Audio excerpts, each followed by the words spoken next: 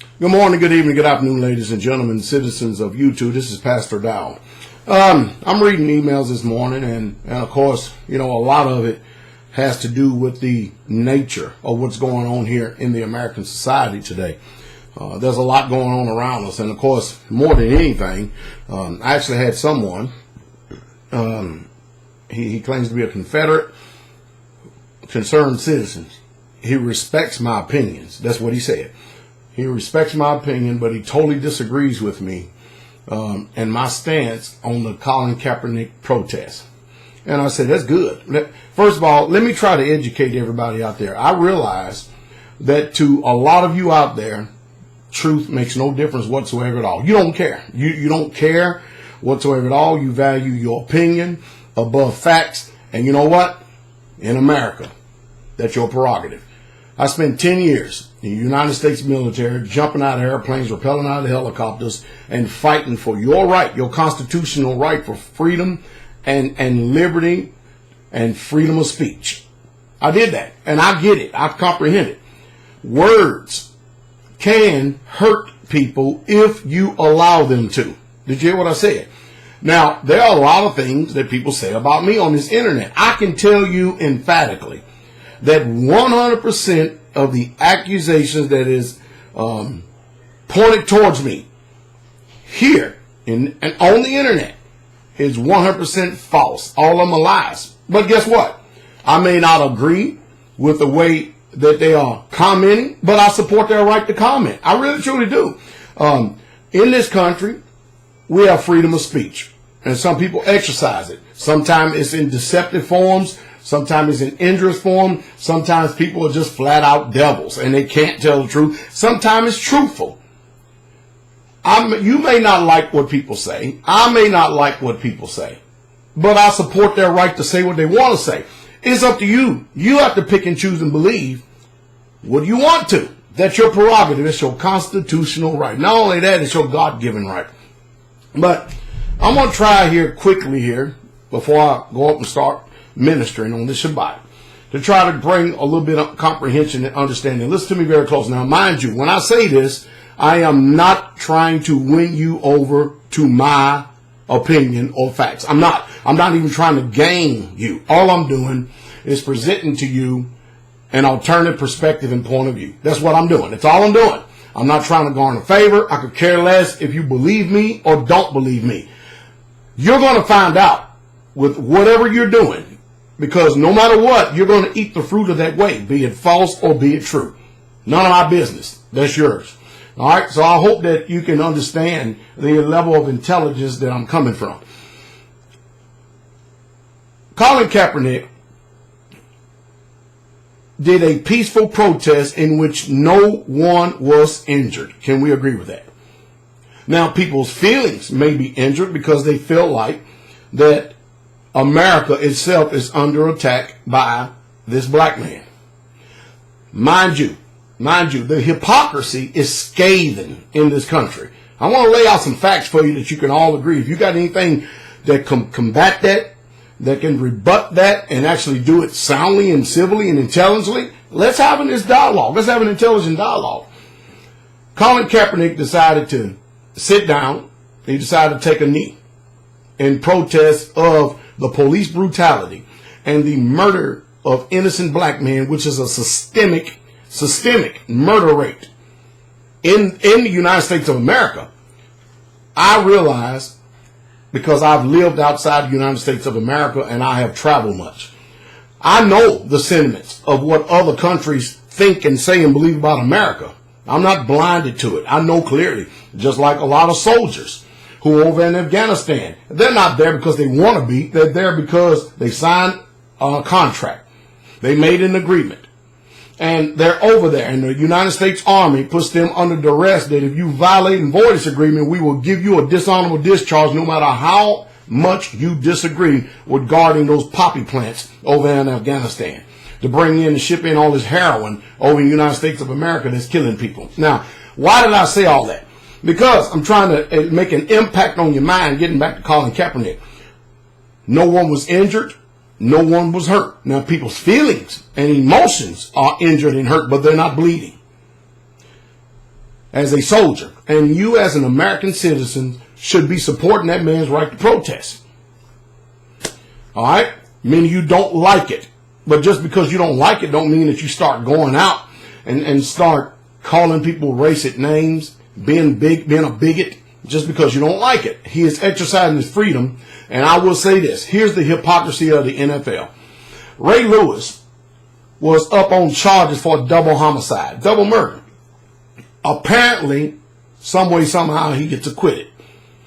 All right? Now, you tell me that football players in this country, be they black or white, they don't get or stand a chance at a second chance better than those of us who are out here on the street. All right? He gets a second chance, gets to come back and play in the NFL. Michael Vick got convicted and sent to prisons for fighting dogs. And mind you, these two came out vocally, pretty much against Colin Kaepernick, who is not, he's not sitting up here killing people. He's not sitting up here fighting dogs. He is simply taking a knee. He is simply sitting down in a peaceful protest. That's what he's doing. In a peaceful protest. He's not storming the White House. He's not taking cars like in Charlottesville and running over American citizens and injuring and killing and hurting and maiming them. But yet and still, he is receiving more opposition by the court of public opinion for just sitting down and peacefully taking a knee than what these other men have done. I'll continue to go on and continue to build this case here. You've got people in the NFL like Greg Hardy and a plethora of other people who have literally physically abused their wives and girlfriends. They get on probation and they're back out on the field. Mind you, the only thing Colin Kaepernick did was take a knee and sit down. That's it. I think there's something wrong with the moral compass of people here in America. And I think that people live more after their feelings and emotions rather than facts. And to me, it speaks to the dismal end of where we're at today, because I literally, personally, am under no illusion whatsoever at all. I don't have a lick of confidence in this country that there are any 50 people in one given area that can actually judge righteously and soundly in this world, especially here in America. So if you got people that are wife beaters, you got people that are on their second and third drug charge, you got people like Ezekiel Elliott that are pulling people's clothes off on a boat, women's boat. You talking male chauvinist pig, and yet and still he gets suspended not for what he done in the NFL, but what he did in Ohio State. So as to let y'all know how much informed I am. Ben Rosenberg, up on the same thing, the quarterback for the Pittsburgh Steelers, yet he gets to come back and gets to play in the NFL. And Colin Kaepernick has not injured one person. He has done harm to no man but your emotions and your feelings, because he's protesting that racist national anthem that was written by Francis Scott Key, which the third verse was actually taken out of it, which shows you clearly the racism that has been perpetuated against black people in this country, who was never even considered an American citizen in the first place, according to the documents of the Constitution of the United States of America. Now, these are facts. I understand you have this illusion in your mind that is painted up here in front of you the way you think America is. But as a veteran paratrooper, I'm telling you the unadulterated, uncompromising truth. And I realize that me and you can't handle the truth, no matter what that truth is. It's just too much of an impact against your mental psyche. But I'm giving you straight up facts. Straight up facts. Now, all these people I've named that was able to go on and finish their career, some of them still playing. Are you following me? They hurt and injured and harmed other people. Colin Kaepernick, all he did was affect some of you people's emotions. It looked like that Colin Kaepernick was anti-American, which what he is doing is really American. Then comes Charlottesville, where Colin Kaepernick actually looks like he's vindicated, and now the NFL owners have got to take a step back and really truly evaluate their position, which they're not going to do anyway. I sat here and watched this Tucker Carlson debating with the Atlanta head of the NAACP.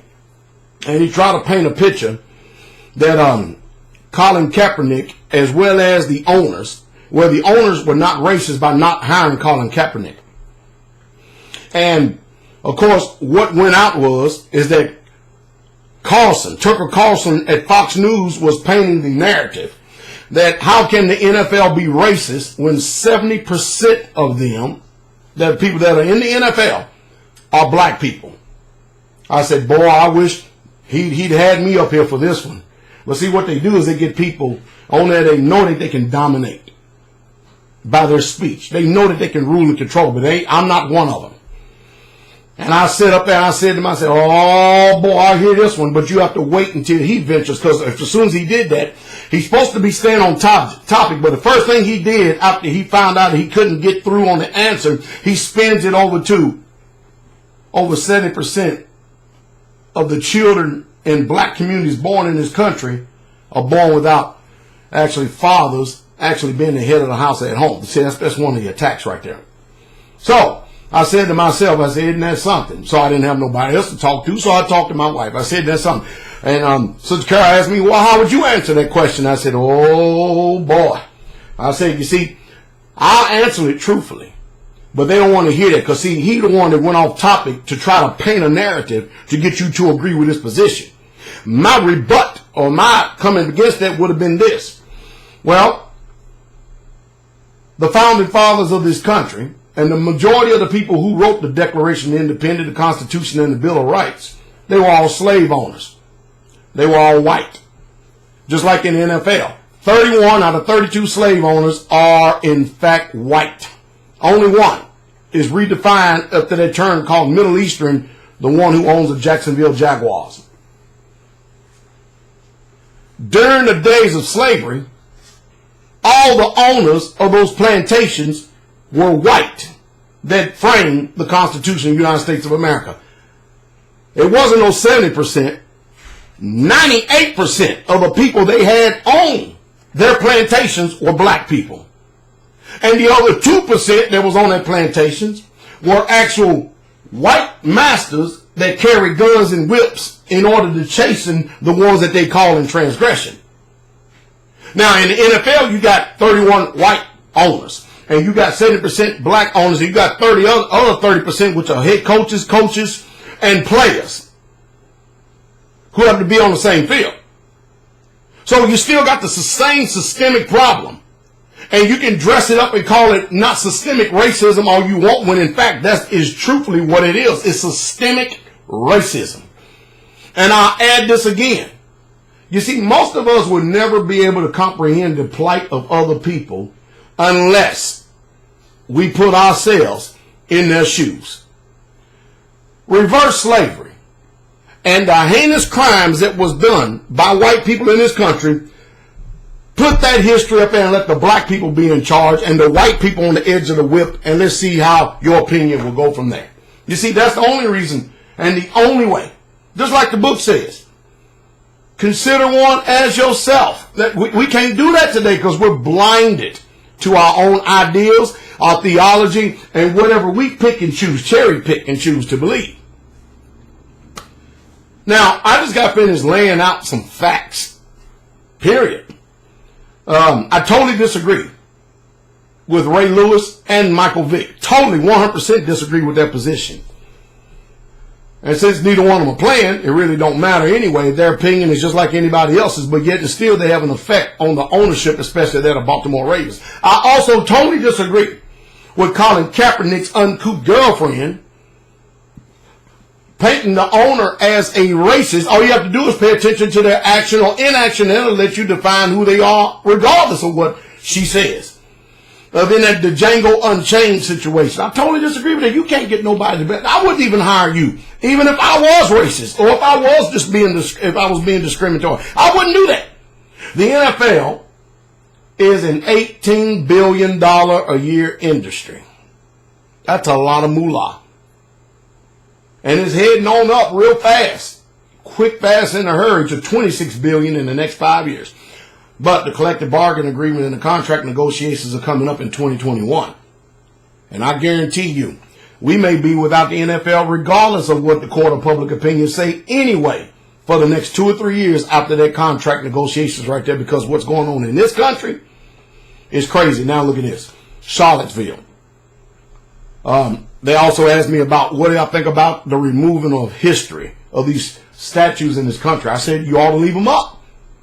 And right now, everybody starts cheering. Yeah, Pastor Dowell, Pastor Dowell, Pastor Dowell, Pastor Dowell. Leave them up.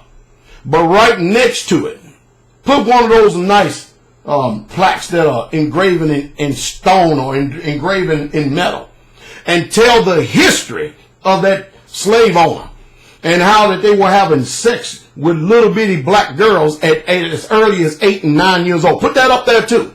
And put that up there too, how that they would take men's wives from them and have sex and tell them, boy, she better do me good. She don't do me good, I'm gonna come in and strap your ass up and beat you within an inch of your life. Put that up there too.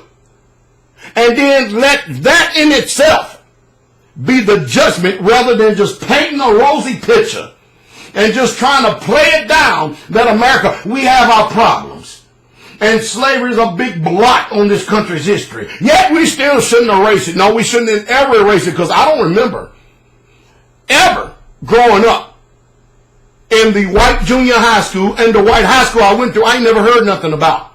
Not one bit about slavery. Yet I knew something was wrong. My education come through self-education when I got out of high school. I never heard about Black Wall Street. I never heard about slavery until Roots came out when I was in junior high school, and boy, did that cause problems. We're the minority, and next thing you know, we're at school fighting the next day. And so we can dress it up as much as we want to say that racism and discrimination does not exist in this country, but the fact still remains, it does.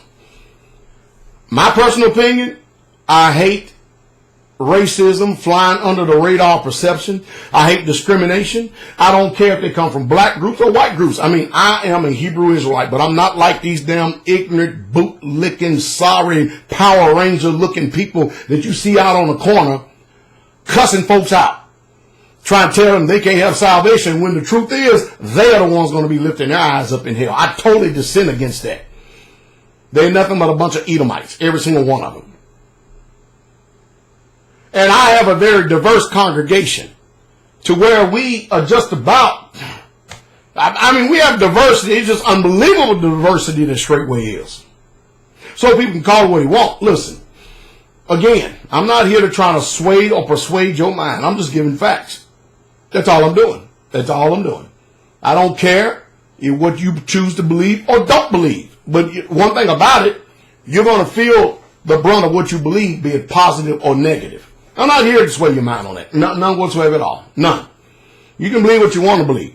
As long as your belief doesn't physically come and threaten me with any type of bodily harm, we're fine. If that line gets stepped over, I'm not going to wait on you to come and physically attack me. You get anywhere close to me, I'm going to be the one bringing it to you. And that's the same attitude you should have. And I say it again. I'm a preacher. I haven't done none of these people wrong that are out here on this internet. Yet they are my enemies. And I'm glad they make themselves known so I'll know who my enemy is. I'm glad of that. What that does is that I keep a record. Hey, look, these are my enemies. Man, I'm glad they let me know they're my enemy, because, you know, the time going to come, like I've had so many people that chose to be my enemy, they're going to need me. They're going to need Straightway. And when they've come out and burned bridges so hard, I gave them nothing. I won't either. After the first and second admonition, reject. These people are subverting people's souls. I don't care about them. They don't care about us. I don't care about them. So I hope I said something to stimulate thought, give you something to think about. I don't care what position of side you own in this Colin Kaepernick. I just gave you my opinion. And we may all be entitled to our own opinion. We're not entitled to our own facts. We're just not. So, and I know you may not even care about my opinion, but you know what? As a soldier, a veteran, in the military, a paratrooper, I have a right to freedom of speech, at least I think I do, and the liberty to be able to say it, just like you do, be it true or false. Me, because of moral character, I just choose when I open up my mouth to tell the truth. And that's the truth, straight way. Y'all have a wonderful day. King is coming.